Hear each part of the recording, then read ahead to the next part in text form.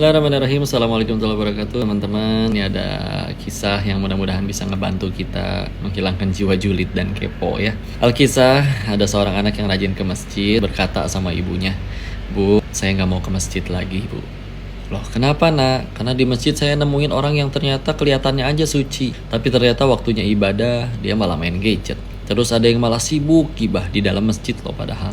Punya diam sejenak, terus memberikan perintah. "Nah, besok kamu ke masjid, ambil air 1 gelas penuh, jangan sampai tumpah, lalu keliling masjid. Gak boleh tumpah sedikit pun. Ibu tunggu nanti di depan masjid."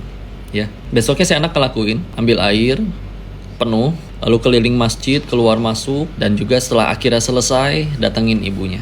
"Gimana nak, ada yang tumpah nggak?" "Tidak ada, Bu." "Bagus, sekarang ibu mau tanya. Di masjid kamu tadi nemuin gak ada yang sibuk main gadget padahal waktunya ibadah?" "Enggak, Bu, aku kan sibuk merhatiin gelas biar gak jatuh airnya." "Bagus. Apa kamu juga nemuin ada yang gibah tadi di masjid?" "Enggak, Bu, aku sibuk perhatiin gelas ini jadi gak tahu, gak denger, gak fokus sama sekali untuk dengerin yang kayak gitu atau melihat yang kayak gitu." Maka ternyata itulah pelajaran dari ibunya. "Nah, begitulah hidup. Kalau kamu fokus sama tujuan hidup kamu gak akan punya waktu buat menilai keburukan orang lain.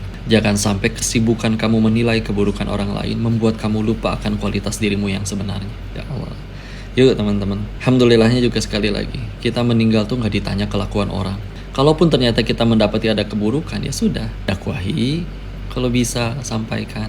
Kalau nggak bisa, minimal doain. Karena kalau kita doain, malaikat akan doain hal yang sama buat kita. Dan kalau misalkan ternyata nggak bisa juga dua-duanya, yang paling penting ini yang paling ketiga ya. Yang ketiga yang paling penting, yaitu adalah menjaga hati kita tetap bersih. Nah, tahu nggak siapa orang yang paling rugi? Adalah orang yang maksiat, orang yang mendapati pihak lain maksiat, terus malah dia yang jadi dosa. Misalkan kayak gini, ada orang beneran maksiat, dia bikin dosa ya, tapi ternyata malamnya dia tobat nasuha, nangis sejadi-jadinya di hadapan Allah dan bertobat. Kita yang ngelihat kemaksiatannya, sibuk ngumbar keburukan dia sampai bulan depan. Coba, orangnya udah diampunin malam itu, kita dapat dosa sampai bulan depan, padahal yang maksiat dia. Itu yang paling rugi ya. Silakan teman-teman, ambil kebaikannya, keburukannya tidak perlu kita pikirkan. Kita meninggal gak ditanya keburukan orang lain. Tapi kalaupun memang bisa didakwahi, doakan, jadi dakwah silakan.